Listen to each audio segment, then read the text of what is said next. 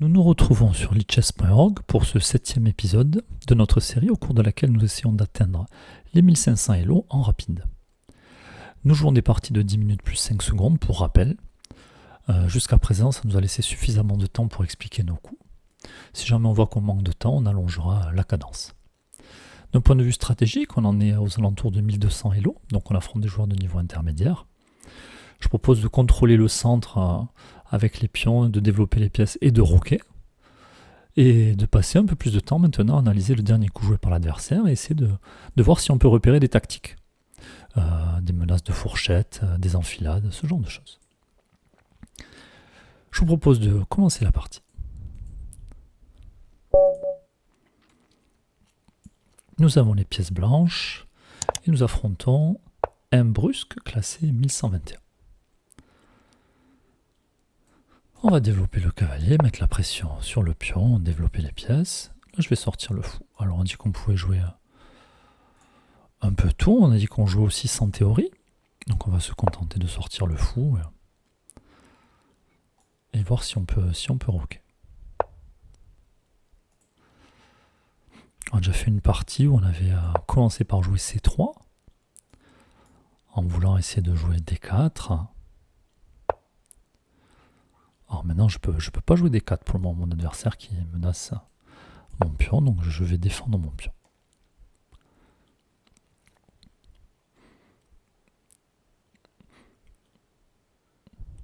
Alors, si je peux roquer, je vais roquer au prochain coup. Juste, j'ai pas envie que mon adversaire vienne couler mon cavalier. Donc voilà. Et puis, je vais peut-être pas roquer de suite, j'allais dire. Maintenant que j'ai avancé mon pion H3, j'ai pas envie de roquer tant que mon adversaire n'a pas roqué. Donc mon adversaire a roqué. Ici, je vais pouvoir roquer. Alors, je préfère d'abord reculer mon fou, tout simplement, parce que vu que mon adversaire ne peut pas venir avec son fou, ni en F5, ni en G4, j'ai peur qu'il vienne tout simplement en E6. Et auquel cas, on aura sûrement fini par échanger les fous de case blanche. Alors que maintenant que j'ai reculé mon fou, si jamais j'ai pas envie d'échanger, je peux le reculer. Et si jamais là où il est placé, je pourrais très bien reprendre du pion pour ouvrir la colonne de ma tour, ou reprendre de ma dame plutôt que d'abîmer ma structure de pion.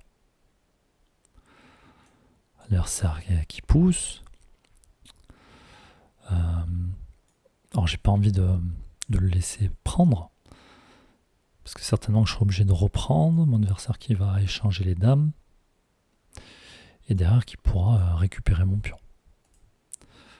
Donc pour cette raison, je vais d'abord prendre le pion de mon adversaire. Alors je pourrais échanger des pièces. Mon roi est toujours au centre, j'ai quand même bien envie de roquer. Et puis au moins je diminue la pression sur mon pion F2.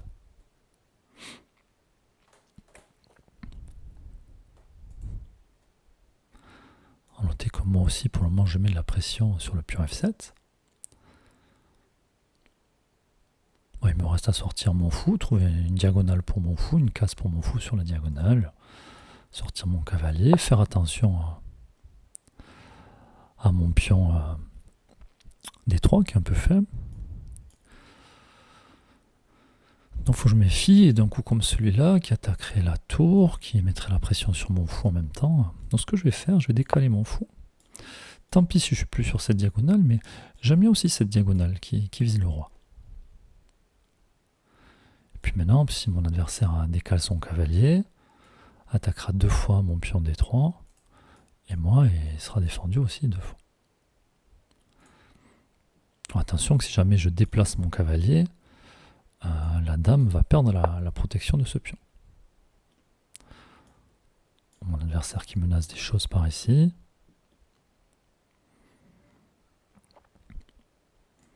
Je vais replacer mon cavalier. Maintenant qu'il n'y a plus la dame en face, j'ai pas besoin que ma dame défende. Et mon prochain coup, ça va être de mettre mon cavalier en E4 pour attaquer et le fou de case noire et la dame.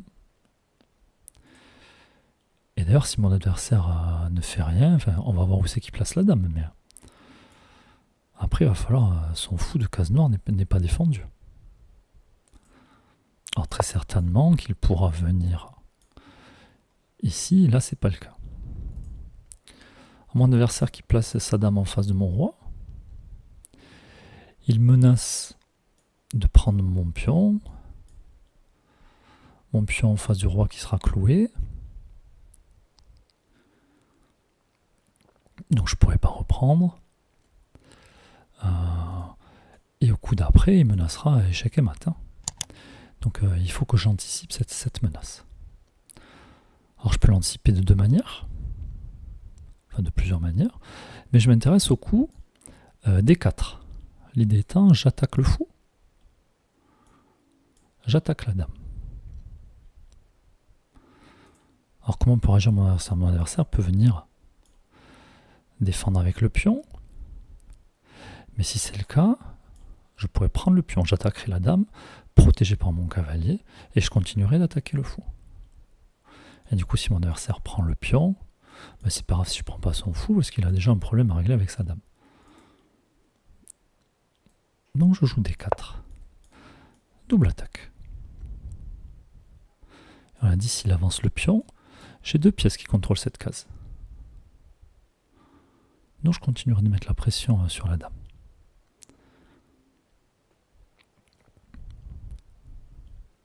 Alors comment va réagir mon adversaire? Un adversaire qui est quand même très agressif. Et on l'a dit, ce pion qu'on a avancé, qui est H3, ça devient une cible. Et finalement, si je n'avais pas joué ce coup-là, j'aurais pas tous ces problèmes. Alors mon adversaire qui vient ici, mais il va perdre le fou. Moi, je vais venir échanger les fous. Je serai encore en train d'attaquer la dame. J'aurais plus la peur de perdre ce pion. Et au prochain coup, je peux récupérer le fou de case noire et j'aurai une pièce en plus. Donc je prends le fou. Je prends, oui, le fou de case blanche. Sûrement que l'adversaire va venir récupérer avec la dame. Et derrière, je peux récupérer le fou de case noire. C'est ce que je fais. Alors, il faut que je méfie du pion qui va avancer. Bon, maintenant, j'ai du matériel d'avance. J'ai rien contre un échange de dames. J'aimerais pouvoir placer mon cavalier, mais il n'y a aucun pion pour le soutenir. Et d'ailleurs, mon adversaire qui pousse le pion, ok, pourquoi pas. Je vais déplacer mon cavalier. Alors j'hésite où le mettre. Je vois qu'ici je fais une fourchette sur la dame et le cavalier. Donc sûrement que ça va forcer mon adversaire à prendre. Et moi ça me va d'échanger des pièces. Et puis si jamais il ne prend pas, c'est moi qui prendrai. Puis ensuite je vais déplacer mon cavalier qui est en D2 pour libérer la diagonale de mon fou. Puis je vais trouver une case pour ma dame. Et d'ailleurs je ne suis pas contre un échange des dames. Donc pour moi sortir la dame ici en G4, ça me va très bien. Est-ce que mon adversaire voit que j'attaque la dame?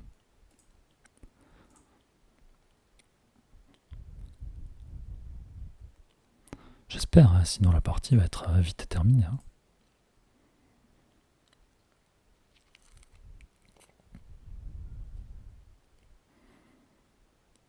Bon, de toute façon, on a une pièce nette de plus. Mon adversaire n'a quand même pas repris le pion.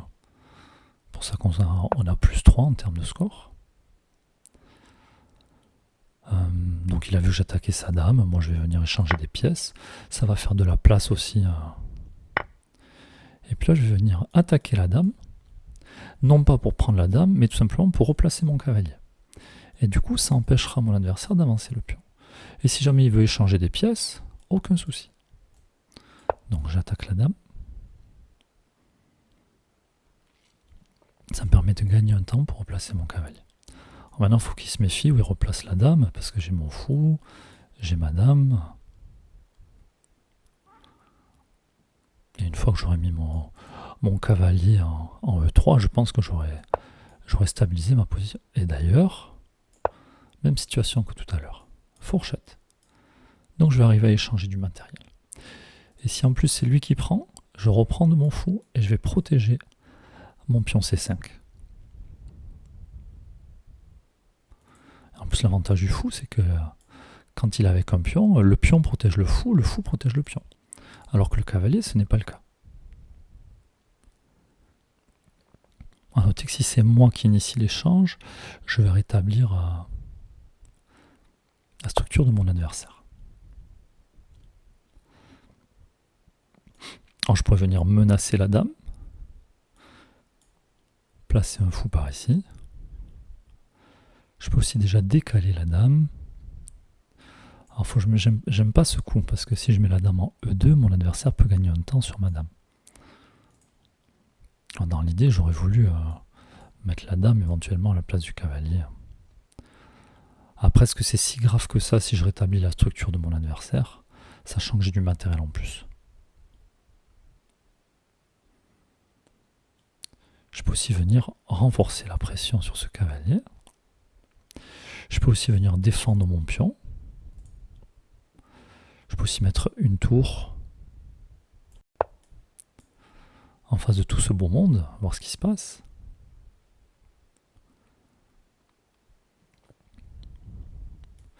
Puis bon, j'envisage de sortir la dame aussi. Enfin, je sorte mon fou pour que les tours jouent ensemble. À noter que si je joue un coup comme B4, il y a mon pion qui va être en prise. Mon adversaire qui crée un vis-à-vis désagréable avec la dame, mais comme j'avais dit, j'avais pas prévu de la laisser là. Je vais la sortir. J'ai toujours en tête si mon adversaire prend. Alors maintenant, peut-être que je vais initier cet échange et venir installer mon fou. Parce que mon fou, j'ai du mal à le sortir. Donc je serais bien content si j'arrive à me débarrasser de mon cavalier finalement. Donc si mon adversaire ne prend pas, je vais prendre parce que ça m'arrange, ça m'aide à développer mon fou. Et puis mon fou protégera le pion. Et le fait que mon fou prenne la place du cavalier, ça continuera d'empêcher mon adversaire de pousser son pion E.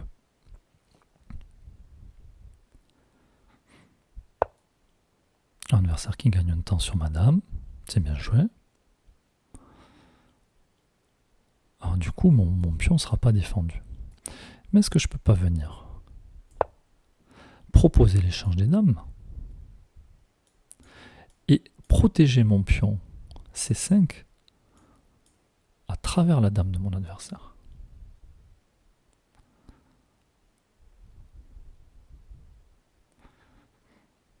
Alors que va faire mon adversaire?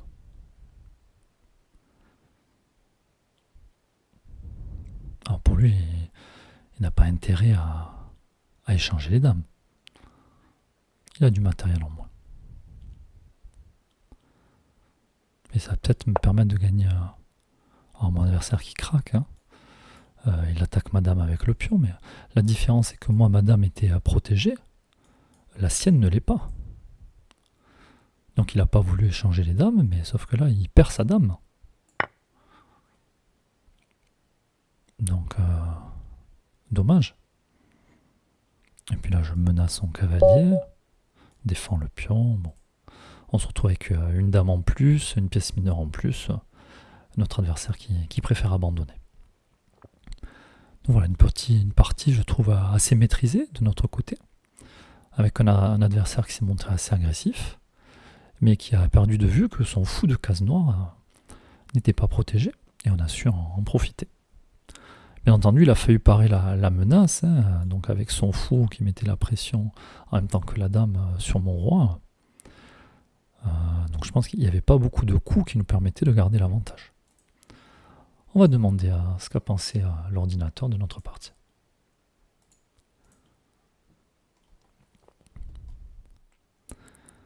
Donc au niveau de l'analyse, nous avons joué à 91% de précision contre 79% pour notre adversaire, qui finalement n'a fait qu'une seule gaffe.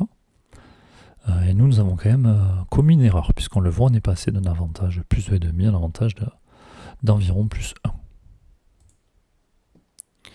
Donc ici, nous avons joué notre cavalier.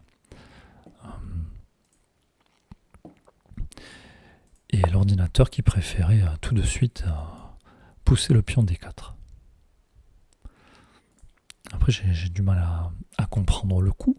En tout cas, si on essaie de rester à 1200 Elo, on va dire à ces alentours, c'est pas naturel de pousser ce pion parce qu'on se dit quand même, on ne le défend que 2 fois. Et par contre, notre adversaire l'attaque 4 fois. Et donc sûrement qu'il faudra aller réfléchir un peu plus loin à ce que provoquer ce coup. Est-ce que peut-être on aurait pu gagner un tempo aussi sur la dame et que c'est pour ça qu'il n'aurait pas pu défendre 4 fois. Bon, à voir. En tout cas, pour rester dans des choses assez simples. Alors, c'était pas une gaffe ce qu'on a joué, hein, c'était juste une erreur qui fait que d'un avantage important, on s'est retrouvé juste avec un petit avantage. Ok. Bon, en tout cas, j'espère que la partie vous a plu. On voit qu'encore à 1150, entre 1150 et 1200 Elo, on arrive à jouer des coups assez simples, je trouve, à identifier les menaces de notre adversaire. Donc ici, le moment un peu délicat, finalement, où qu'il fallait anticiper, c'est la pression que mettait notre adversaire sur le roi. Et d'ailleurs, l'ordinateur qui ne comprend pas ce coup, parce que l'ordinateur a vu instantanément qu'il y avait un coup de défense. Est-ce que mon adversaire n'aurait pas dû tenter ce coup-là? Mais ça ne résolvait pas son problème, puisque mon fou, protégé par mon cavalier, donc il y aurait encore eu ce problème à régler. Et puis la dame qui ne peut pas rester sur cette colonne. Parce qu'ici il y a le pion, ici il y a le pion, ici il y a le cavalier, là il y a le fou. Donc il n'aurait pas pu rester en face de mon roi. Et on est encore en train de menacer. Bon. Donc tout simplement notre adversaire qui s'est montré offensif. Alors c'est vrai que à ce niveau-là, la tactique de notre adversaire de venir ici, ça peut marcher. Et d'ailleurs ça doit souvent marcher contre des joueurs de 1100, 1150 Elo.